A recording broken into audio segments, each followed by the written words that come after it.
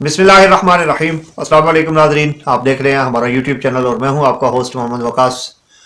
नाजरीन, अल्लाह ताला की ज़ात बाबरकात बड़ी गफूर रहीम है, दिलों के भेद खूब जानती है और लोगों के ऐबों के ऊपर खूब पर्दा डाले हुए है। हदीस और कुरान से मफहूम है कि आप लोगों के ऐबों को छुपाएं, अल्लाह ताला की ज़ात जो है वो आपके ऐबों के ऊपर पर्दा डालेगी। बदकिस्मती है हमारे मुल्क की, एक अरसा पहले वीडियो और ऑडियो लीक्स का एक सिलसिला शुरू हुआ और उसमें कोई आम शख्सियात जो हैं या लोकल लोग वो इसका शिकार नहीं थे। ये पगड़ियाँ उछाली गई तो इस मुल्क के वज़राए आज़म की। कभी जब नून लीग के लोगों की, मरीम नवाज की और दीगर लोगों की वीडियो लीक्स आई तो इमरान खान साहब ने ये कहा कि भाई ये इख्तियारात हैं इंटेलिजेंस एजेंसीज के, वो इनको इस्तेमाल कर सकती हैं, वो मेरा फ़ोन भी टेप करती हैं, लिहाजा ये बिल्कुल लीगल काम है, आप लोगों की प्राइवेसी को टच कर सकते हैं। तो इस तरह से जो है ये बिल्कुल जायज़ काम है। लेकिन जब इमरान खान साहब की अपनी वीडियोस और ऑडियोज़ जो हैं वो लीक होना शुरू हुई तो फिर उन्हें इस बात के ऊपर बड़ा एतराज़ हुआ। हमारे बदबख्ती है कि हमारे लीडरान जो हैं वो दूसरे लीडर की माँ, बहन और बेटी की इज्जत को सरेआम नीलाम करना अपना फ़ख्र समझते हैं। उनके फॉलोअर्स जो हैं वो भी उन्हीं के तरबियत याफ्ता होते हैं। उनके माँ बाप की तरबियत ये नहीं होती कि आप किसी की बहू बेटी के ऊपर कोई बात करें तो वो भी इसके ऊपर वाह वाह करते हैं।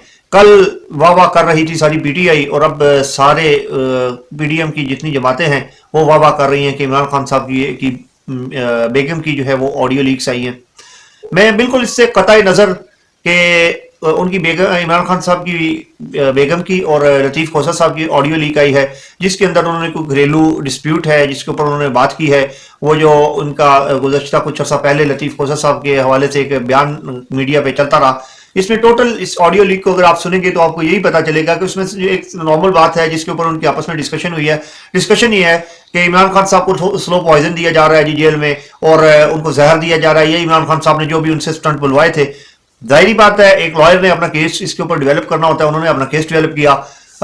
ये बातें सुनी तो इमरान खान साहब की तीनों बहनें, जाहिर बात है बहनों से ये बात बर्दाश्त ना हुई और वो भागी भागी जेल में पहुंची और वहां पे इनकी नंद और जो भाभी और नंदों की आपस में कोई थोड़ी बहुत तू तराक हुई और ये बात असल में लतीफ़ खोसा साहब को बुशरा बीबी जो है वो बताना चाह रही हैं। इससे बड़ी कोई बहुत बड़ी बात नहीं है, लेकिन क्योंकि सोशल मीडिया का कारोबार इसके ऊपर चलता है, लोगों ने इस डिस्प्यूट के ऊपर हायरार्की बनानी है, अपनी वीडियोस को अपलोड करना है लोग, ताकि लोगों के अंदर भी एक ख्वाहिश मौजूद है कि यार देखा जाए कि यार किसी की प्राइवेसी को कैसे हम टच कर सकते हैं, ये बड़ी कोई क़यामत आ गई है।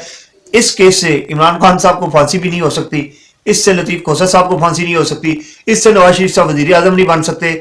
ये जस्ट हमारी कौम के पैसे का एक ज़िया का जरिया बना हुआ है।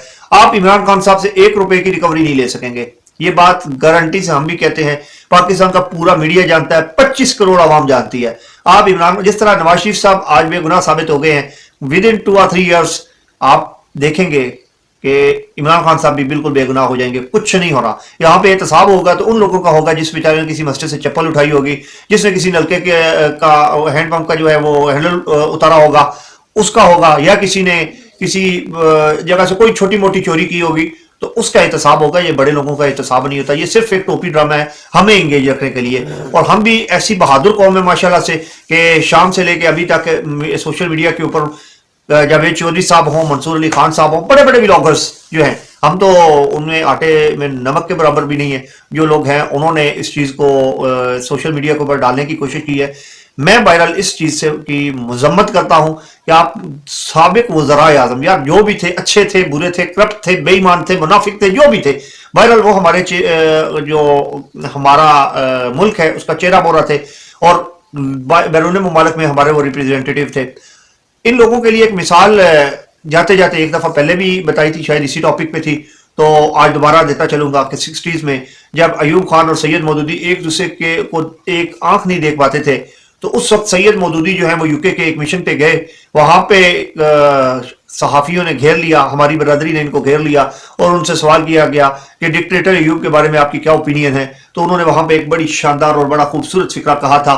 ये उस वक्त की बात है जब सैयद मौदूदी के ऊपर धोबी घाट में स्ट्रेट गोली भी चलाई जा चुकी थी। उसके बाद सैयद मौदूदी को इसी सदर अयूब ने सजाए मौत की जो है वो भी दिलवाने की कोशिश की थी फौजी अदालतों से।